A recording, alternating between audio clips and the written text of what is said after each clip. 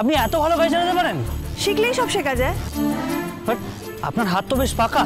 পাকিয়ে রেখেছি, বলা তো যায় না কখন দরকার পড়ে। চলো।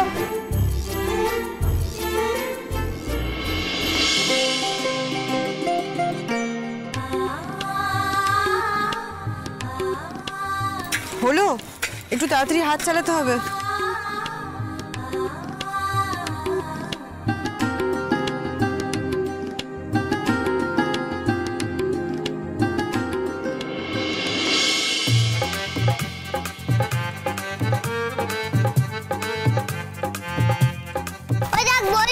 চল চল দেখে আসি ওরা কি করছে। আরে আরে আরে আস্তে আস্তে পড়ে যাবি।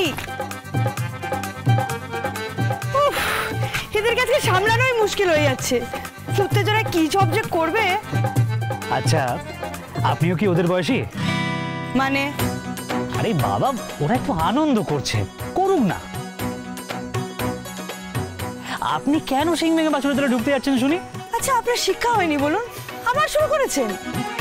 আরে ওরা তো আমাদের চোখের সামনেই খেলছে, খেলুক না। আমরা নয় এখান থেকেই দেখি না। আমরা পারলাম না, আমার অনেক কাজ আছে। আর আপনার যদি কাজ না থাকে তাহলে আপনি যান এখান থেকে। না, কাজ তো আমারও একটা আছে। যতক্ষণ না পর্যন্ত আন্টির মেয়েকে খুঁজে দিতে পারছি ততক্ষণ পর্যন্ত আমারও কাজ শেষ হবে না। আচ্ছা, আপনার আন্টি কি এখানে ওনার মেয়েকে খুঁজতে এসেছে?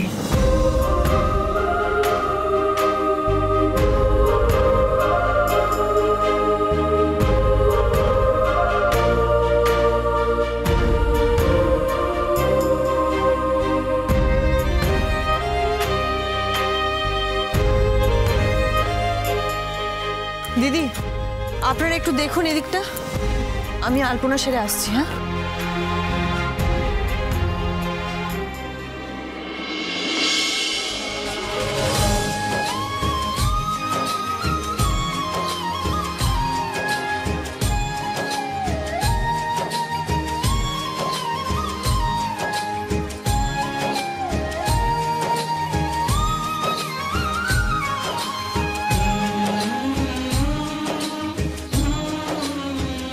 হয়েছে?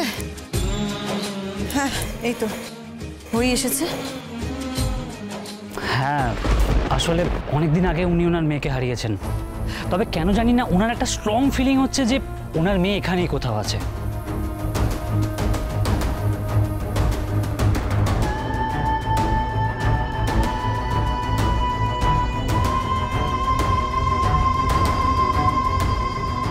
আসলে মায়ের মন তো খুব একটা ভুল বলে না, তাই আমিও। উনি এখন কোথায়?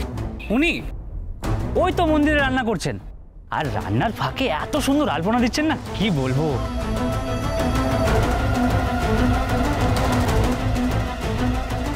পুজোর সব আয়োজন হয়ে গেছে, মেয়ের মঙ্গল কামনায় আপনাকে তো যোগ দিয়ে বসতে হবে। হ্যাঁ, এই পুজোতে আমি কোনো ছুটি রাখতে চাই না।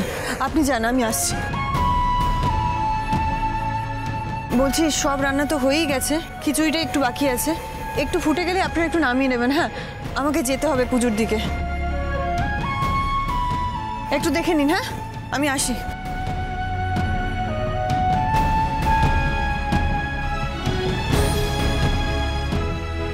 রাই, কোথায় যাচ্ছেন? আরে মন্দিরে তো আমিও যাব। রাই,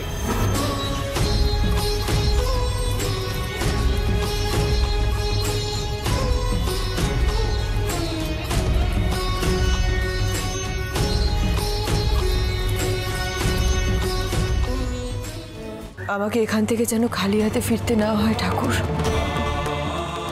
আমার রূপা, আমার মেয়েকে নিয়েই যেন আমি এখান থেকে ফিরতে পারি। তুমি দেখো।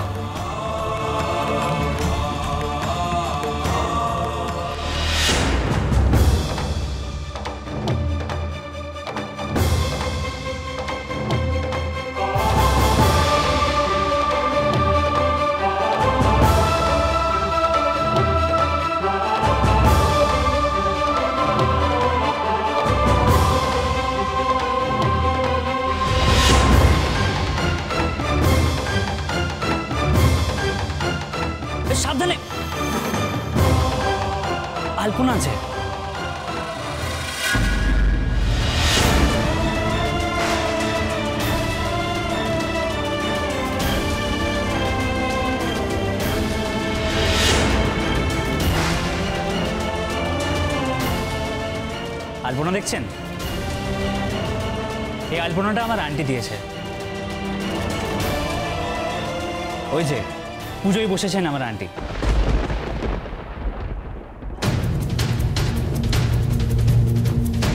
নিজের মেয়েকে ফিরে পাওয়ার জন্য যজ্ঞ করছেন।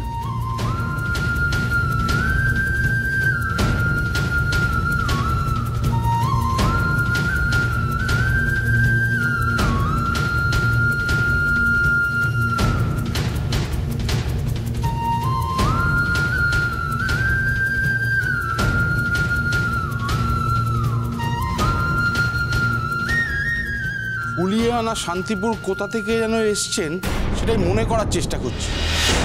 মা, কিন্তু কাকু যে বললো শান্তিপুরের ওদিক থেকে কেউ এসেছে, মা নিজের পরিচয় লুকিয়েছে। তাহলে কি মা আমাকে অন্য কোনো উত্তরসূরি খুঁজতে এসেছে? না হলে মা এমনি বলতো কেন? মা তো বলতেই পারতো যে আমি রূপা নামের একটি মেয়েকে খুঁজতে এসেছি, আমি আমার নিজের মেয়েকে খুঁজতে এসেছি।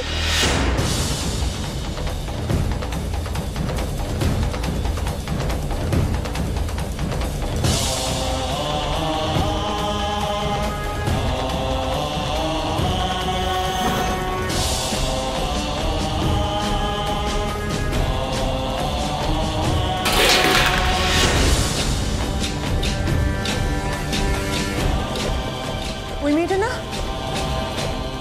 এই মেয়ে শোনো, তোমাকে বলছি দাঁড়াও। এই যে এ কি মা, আরে অর্ধেক পুজো ছেড়ে উঠছেন কেন? পুজো শেষ করতে হবে। ওই মেয়েটি চলে গেল, ওকে চলে যেতে দিলে হবে না, আমাকে যেতে হবে। আন্টি কি হচ্ছে বলুন আমি। ওই মেয়েটা, আমি কত করে ডাকলাম মেয়েটাকে, কিন্তু আমার কথা শুনলো না, ও চলে গেল ছুটে। আবার আমার মন বলছে ওই রূপা। ওকে চলে যেতে দিলে আমার পুজো সম্পূর্ণ হলেও কোনো লাভ হবে না, আমাকে যেতে হবে। আচ্ছা আচ্ছা শুনুন, আপনি পুজো শেষ করুন, আমি দেখছি। তাহলে কি রাই রূপা? মায়ের মন যখন বলছে, আমি তো আন্টির দেওয়া টাকাটা ওকেই দিয়েছিলাম। ওকে আর পাবে না তুমি, ও চলে গেল। আপনি চিন্তা করবেন না, ও তো এখানেই থাকে। কোথায় যাবে ও? আমি যাব, আমাকে একটু নিয়ে চলো না প্লিজ। মা, আপনি পুজো শেষ না করলে, যজ্ঞ সমাপন না হলে যে বাচ্চাগুলো অভুক্ত থেকে যাবে। কিন্তু আন্টি আপনি প্লিজ যজ্ঞটা শেষ করুন, আমি যাচ্ছি, আমি ওকে নিয়ে আসবো। আপনি বসুন, আমি আসছি।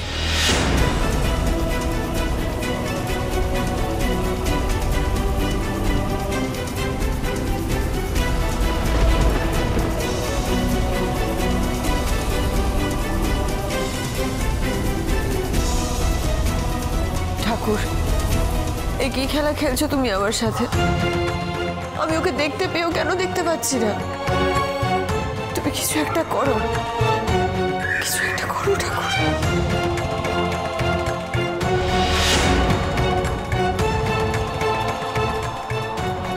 কেন মা, কেন কেন করলে তুমি এরকম? তুমি কি আজও আমাকে শাস্তি দেবে বলে খুঁজছো? আচ্ছা, বাবাও কি আছে তোমার সাথে? বাবাও কি চায় আমার শাস্তি হোক? তুমি যে আমার সব থেকে বড় শত্রু, সেটা তুমি আমাকে আবারও কেন মনে করিয়ে দিলে মা? কেন কেন? রাই রাই রাই, আপনি কোথায়? না না, আমি কোনোভাবে ধরে দিতে পারবো না, আমি কোনোভাবে ধরা দিলে চলবে না। আমাকে কোনোভাবেই বুঝতে দেওয়া যাবে না যে আমি এখানে আছি। আমার অনেক দায়িত্ব, আমি যে কথা দিয়েছি, কথার খেলাফ আমি করবো না। আশ্রম আমাকে বাঁচাতেই হবে, বাঁচাতেই হবে। রাই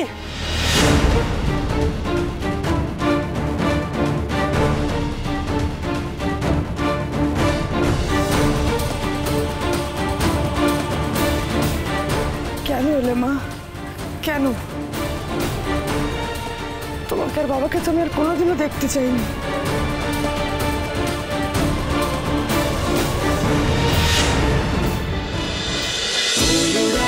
ছোঁয়া